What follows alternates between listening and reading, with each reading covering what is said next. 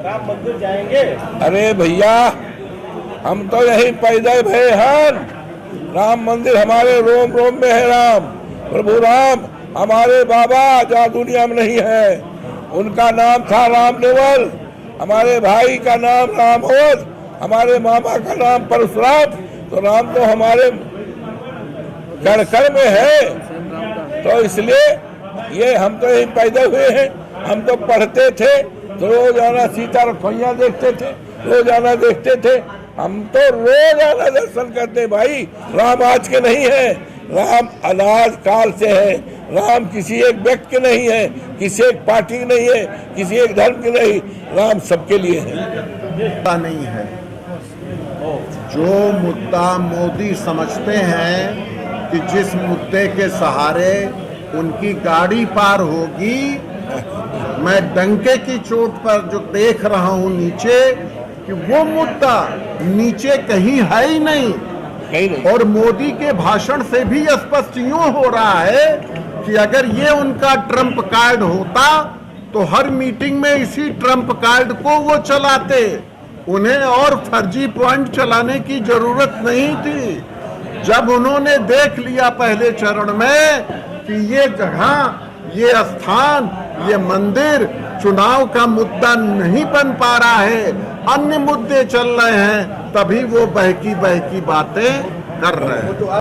Sam Pitroda ने America में जो बात कही, वो न एक्सरे के बाहर संदर्भ में है, न मंगलसूत्र। उन्होंने कहा कि मुझे अमेरिका की एक ये प्रक्रिया बड़ी अच्छी लगी कि यहाँ पर अगर कोई व्यक्ति मरता है तो उसकी आधी संपत्ति सरकार लेके आधी संपत्ति उसके परिवार को देती है।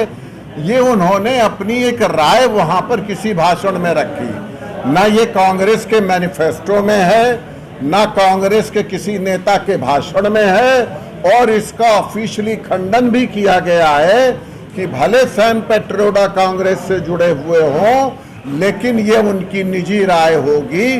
और जो कहा भी है उन्होंने कि अमेरिका में ये होता है, वो मुझे अच्छा लगा। दूसरी बात बताएं, देखिए, अगर आप इन सारे दलों के मैनिफेस्टो को देखेंगे तो आप देखेंगे 75% चीजें तो सब में कॉमन ही दिखेंगी। आज अभी अवधेश प्रसाद जी जब बोल रहे थे, समाजवादी पार्टी के मैनिफेस्टो की बात कर रहे थे, उसमें भी कर्ज माफी की बात थी, उसमें भी किसानों के हित की बात थी, उसमें भी महिलाओं के हित की बात थी, उसमें भी नौजवानों के हित की बात थी। पेपर लीक नहीं होने देंगे। कांग्रेस ने उसमें एक चीज और जोड़ दी कि अगर किन्हीं कारणों से पेपर लीक होगा तो हम उसका मुआवजा देंगे। तो कॉमन है। और 20-25 चीजें अगर परसेंट बचती भी हैं तो मैं समझता हूं हुकूमत बनाने के बाद उन सारी चीजों को हल कर लिया जाएगा।